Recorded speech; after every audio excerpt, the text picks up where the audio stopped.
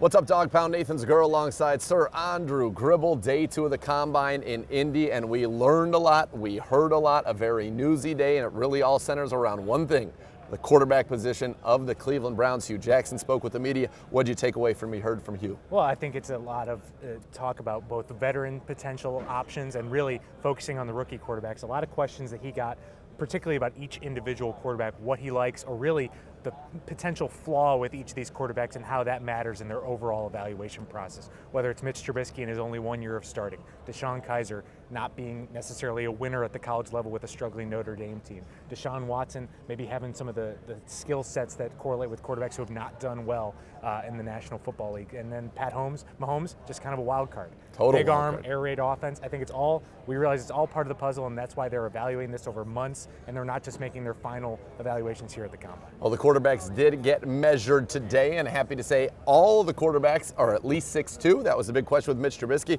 They're all about 220 pounds, and they all have a 9-inch or greater hand, so they pass all the thresholds. Hugh Jackson saying 6'2". That was his cutoff today, so everybody who likes Mitch Trubisky, he was just above that. The biggest quarterback was by far Deshaun Kaiser, 6'4", 233 pounds. Yeah, he physically, there's never been a question about what he can do. Ceiling-wise, probably is the highest one, but it's just coming off a season like he had. He just wasn't very good last year. I think they were 4-8 at Notre Dame, up and down performance. That's the questions he's going to have to answer. Was a lot better the previous year. Yep. So you're just trying to see what you've got in him, and I think that's where the interview process is going to be big.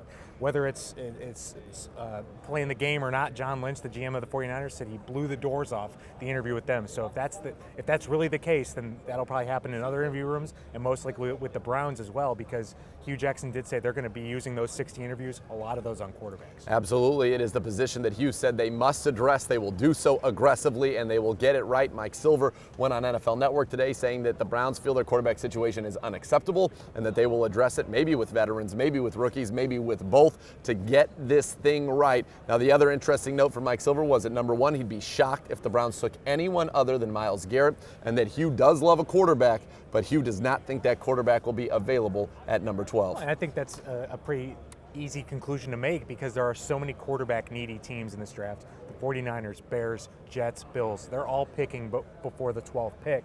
And I don't think all of those teams will pick quarterbacks, but I don't think you could maybe guarantee that they're not going to take the quarterback. And that's where you get in you can't risk letting a quarterback fall to 12 if that's the quarterback you really want. So then you talk about, do you take them at 1, or do you start trying to plan trades with all the draft capital you've acquired to get into a position where you can almost guarantee that you're going to get that guy? Well, you got a feeling that I think maybe that's the direction they're going to go. If we assume that Garrett goes number 1 to the Cleveland Browns, many people think he is the top player in this draft. You got that draft capital to make a move so that Hugh Jackson can get his guy. Last year it was Jared Goff. The Rams took him. They traded up, took him at number 1. This year you have the opportunity to move up, so maybe it's going from 12 to 2, so you get Garrett in the quarterback. Maybe it's a trade for Jimmy Garoppolo, as basically everybody in Indy's like, yeah, we don't buy that he's not available for trade, but the Browns are going to be aggressive about it, and clearly it is the number 1 priority of this organization. Yeah, and as we talked earlier on CBD, the Browns not only have draft capital in this year's draft, they have draft capital in next year's draft, having an extra 2, 4, and 6. So if you're worried about parting with a future pick, you have a buffer there. So I think the key asset the Browns have is a lot of second-round picks. They got 2 this year, 2 next year, and they also have that early third-round pick this year. Those are really attractive picks. Teams like the ability of going into a day with the number 1 pick, so that second-round pick, number 33, is a very valuable pick to have and could potentially help you if you're looking to move up in that first round. Absolutely. And then, of course, in terms of keeping your own, Terrell Pryor, the latest on him is that the Rosenhauses are in Indianapolis today. They will be meeting with the Browns either today or tomorrow, sometime this week, and the team and the agent both hope that they can hammer out a deal. We talked with John Clayton, we talked with Mike Florio from Pro Football Talk earlier on Cleveland Browns Daily, and both said the same thing. Everybody knows, it's not a secret, Terrell Pryor has told his agents to get a deal done, and now the Browns have got to do their part and get that deal done, and hopefully that can happen this week. Yeah, I think the key day to remember is March 7th. I think that's when, even though free agency officially starts March 9th, March 7th is that day when other teams can officially start talking to agents, and that's why on the March 9th, you're going to see deals just come out right away at that Wednesday 4 o'clock time frame, because they've worked on those deals for days and they're ready to announce.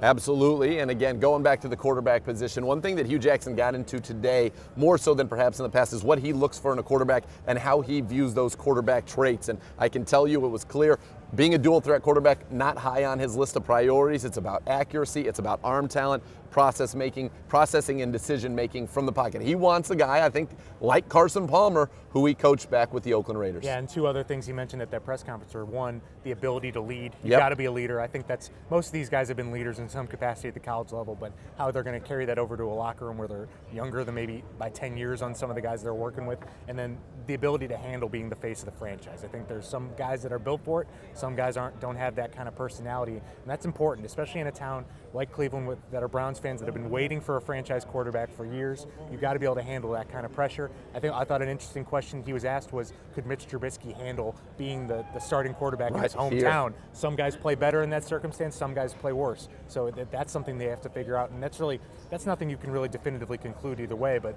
you kind of ask the questions and maybe figure it out. Could this guy really handle that kind of pressure? Well, listen, this quarterback talk, these quarterback questions won't go away until the Browns have solved the position, but it will be interesting to see how they aggressively go after it, as Mike Silver said earlier today on NFL Network. Tomorrow, we're going to hear from Brady Quinn, Vic Carucci. We're going to maybe hear from Mike Silver himself. A loaded show once again. Dane Brugler as well on CBD, so be sure to check that out. And of course, Sir Andrew, Patrick Max will have all kinds of articles for you at clevelandbrowns.com and the Browns mobile app. Thanks for joining us from Indy.